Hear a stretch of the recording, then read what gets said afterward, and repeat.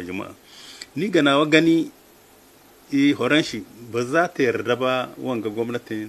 ta sa mai ido haka nan ta sa muna ido su kwashe kansu ta su su yi wata zamba ba ga gani na matsalar in ana so a ciwo kanta wadda mali ta yi ta jawo rundunar sojin rasha ƙasarta ya kamata da gaugawa na ga an yi rajijeniya tsakanin ministar wanga na tsaron gida na rasha da namu da ya je mali sun dan tattauna bisa ya kamata a yi maza a samu sojojin nan na rasha wanda horon shi ka tsoro a kawo su dan da ta gansu ba ta iya zama inda suke kaga da tana santarafrik da sun ka zo ta kwashe kayanta mali ta kwashe saboda sojojin wannan na rasha abin ga suka rikita musu abin ga ɗinsu suke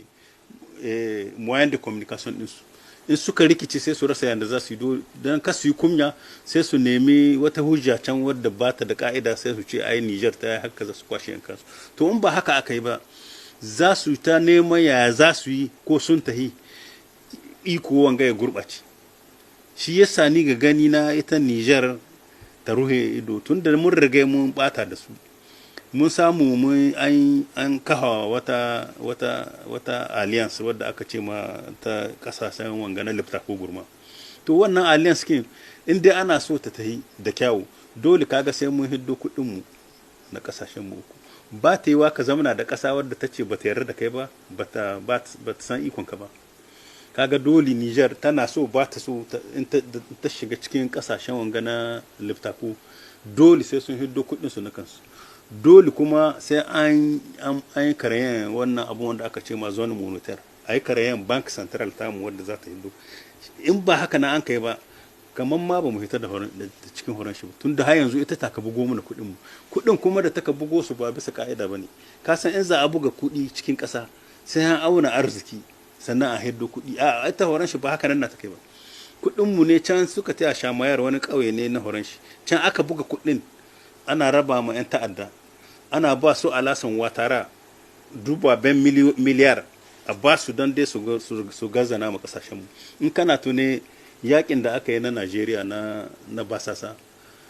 horon shi ce ta kinkira shi da president of what bonyi shi ne an ka ba kuɗi ya so shi rikita najeriya in ba da niger ba da saudiya da egypt da sauran kasashe wasu na musulmi sun kama mu Najeriya da har yanzu Najeriya rabe take horon shi ce a bayan wani abu in kana tune Sankara da an haka shi Cote d'Ivoire horon sai sun ka gani an game kai da su an ka ba wanga Blaise mata shi da gidan Ufote armeta an game kai da shi ya zo kashi Sankara ka ɗauki Kwame Kurma da an ka tashi yi mishi juyin mulki da Cote d'Ivoire an ka game kai an ka yi ma don shi alasan watara wato kamar aikin da ufuwata ne ya zama yi cikin kasashen mu shine yanzu shike na shina yi to inda Allah ya taimake mu talakawan kasashen su busu yarda ba in ka dauki Benin arewan Benin mutane na nan zanga zanga suna ta zagin shugaban kasar su Najeriya kullun zagin tubunu ake saboda magana ce kawai yayyace zai kawo hari Niger in ka dauki Cote d'Ivoire sojojin suna nan suna shiri kakkai mamaki da cikin bakon guda ko bakwai biyu an ce an sabki alasan watara da kai mamaki suna nan abun ya dame su ya rasa abin tashi ba su yarda da abin da shi in ka ɗauki senegal shi wannan kowa ya gani ba a son shi so shi kai kaga ya kame dan takara mai adawa da shi ya liƙe yana so ya hana mai takara wannan duk wannan shirme ne wannan wanda bai so shi ikon senegal kenan shi zai ikon senegal akwai yaran nan wanda kaga ana aiki nan niger ana aiki kaga chad majalisar dokoki ta chad sun ce ba su ganin sojojin horon shi kasar sun ba su ina jin ko kwana uku ne sun ka ba su ko wata uku su kwashe in kansu su kaga chad ba a son su central africa ba a son su cameroon ba a son su gabon ma da suka ci a kudeta wanga da an kai da su ne aka game kai can ma tana kasa tana dabu can ma kana gana an ce su kwashe in kansu yanzu zamani ne ya zo yara masu sabin tashi akwai ilimi kuma akwai abin ga na'ura yanzu labari ko ina yana kai suna bincike kuma Allah ya sa kaga cikin sojoji da cikin 'yan horar hula yara masu sabon tashi da yawancinsu 'yan kishin kasa ne sai ra'ayi ya zo ɗai sun gaji da wahalar da ake yi ana gamu da arziki a ce mu ne kutu duniya mu ne wani uku mai sai da iranium a cikin duniya gamu da zinariya, akwai lithium. Lithium ba kasa du'ar da shi ba, muna da shi. Gamu da petrol. A ce duk wannan abin da gare mu wai Nijar ta zama ita ce kasa ta kutu,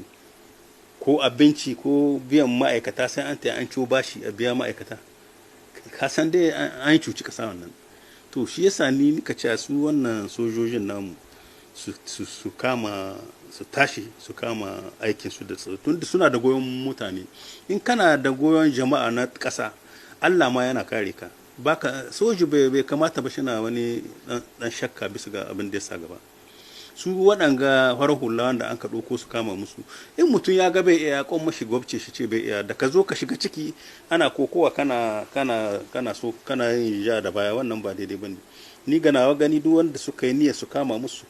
saboda sun yi niyya. In mutum ya ga bai iya ba dole bane shi koma ganga, shi bar waɗanda maza wanda sun ka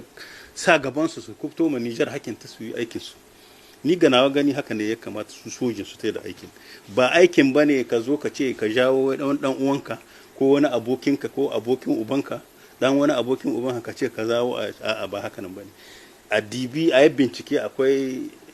abin ga 'yan sanda masu lekon asiri cikin kasa suna iya tantance a su hiddo mazaje wanda za su kama musu aiki. Shi an ka tambaye su, ba a zo ba a ce a wanga ban san shi ba ni sa shi, sai na wanda ni sani. Wanda ka sani in bai iya aiki ba kamar yadda shi ganga ka jawo wanda dan kishin kasa ka aza kasa da aiki.